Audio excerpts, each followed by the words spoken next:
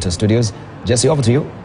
Well, Dibal, thanks for that. Of course, we're just taking a look at some of the numbers, even as low voter turnout has been experienced in various parts of the country. Remember, we're working with a number 22,123,418 registered voters that are expected to go towards the 46,000, roughly 46,000 polling stations spread across the 47 counties in the country. Equally important to note, 12 diaspora countries, including Tanzania, Uganda, the UK, are allowed to participate. Kenyans in the diaspora are allowed to participate in the election process. But so far, this is what we're working with, 0% for all the presidential candidates, and it's for obvious reasons. The voting process is still going on. The tallying process hasn't begun. Even as we wait for that to begin, at least as of 5 p.m., where most polling stations will be closing, it will be proper to note the number of registered voters, because, mind you, according to IEBC, as per their last presser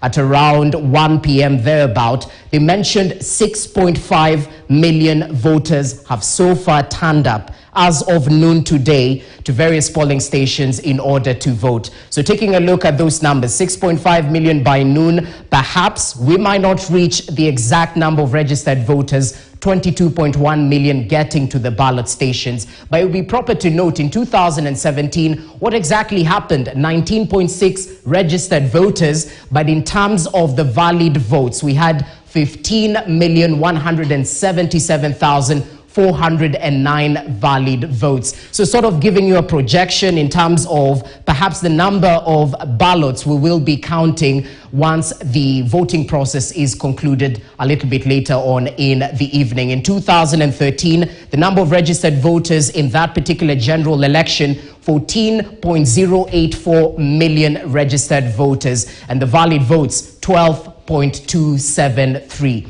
Now, as I was just listening to the conversation my colleague Dibala Ine was having with the political risk analyst Dismas Mukua, they sort of highlighted the disappointment, especially amongst voters in those two counties. I'm speaking about Kakamega and Mombasa County, where the IEBC mentioned that this time round, you won't be able to vote for your governor candidates, and they'll be able to gazette the exact date where they'll hold that particular election a little bit later on. But we also heard from Junet Mohammed mentioning that as the Azimio coalition, they feel shortchanged in one way or the other, because number one, they consider Kakamega and Mombasa as their strongholds. And perhaps you could just take a look at the numbers that were coming from Kakamega and Mombasa counties in the 2017 general election, just to put it into perspective. Of course, these residents are going out to vote for the 5 elective seats: the president seat,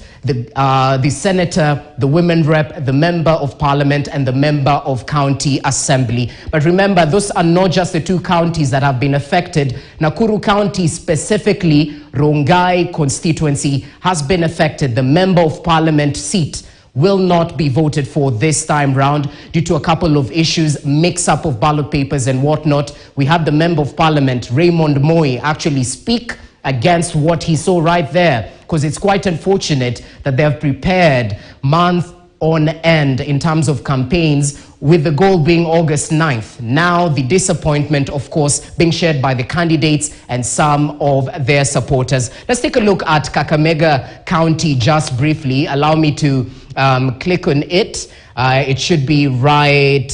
Well, there we go. Kakamega County, registered voters in 2017, we're working with 743,736 registered voters. Quite a population. If you bear in mind what the numbers look like in 2022, 844,000. So these are votes you can definitely not wish away. So for the gubernatorial candidates, let's just take a look at who is on the ballot.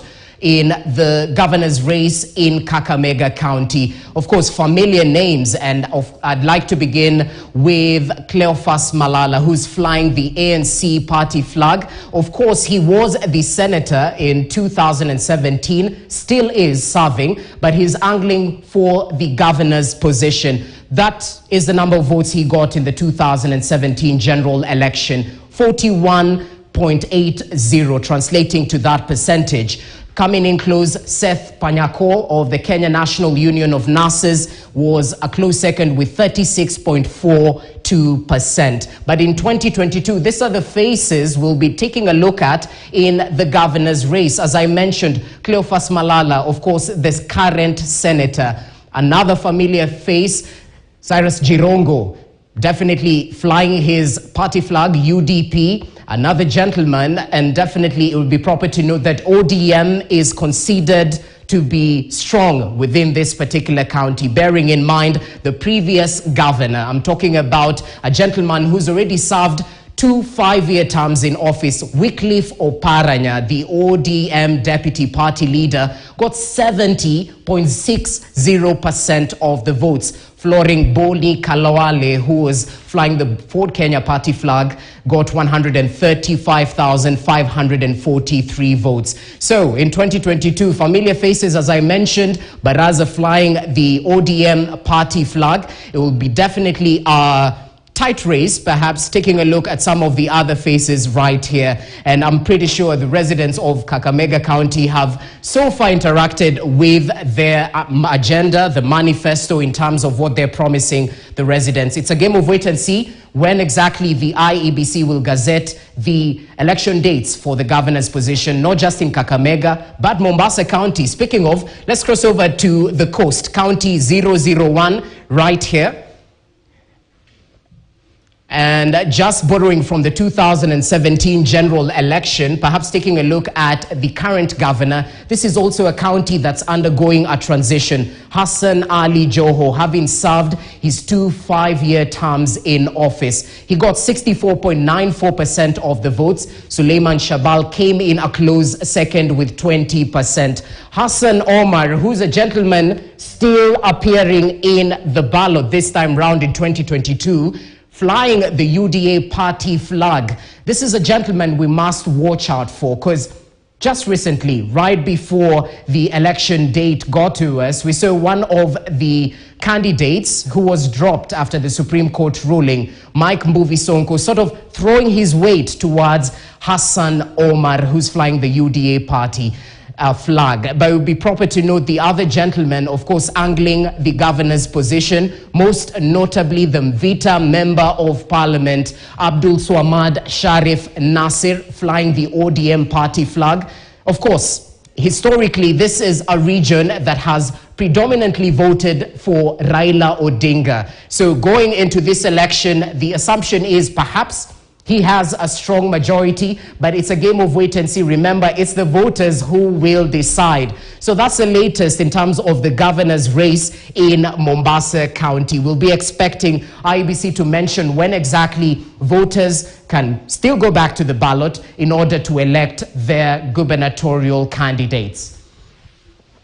Okay, so that's the latest in terms of data. We're still waiting for the tallying process to begin. But before we do that, once the polling stations are closed at around 5 p.m. thereabout, I want to cross over to Stephen Zioka just to get live updates in terms of the latest when it comes to the voting process. Over to you.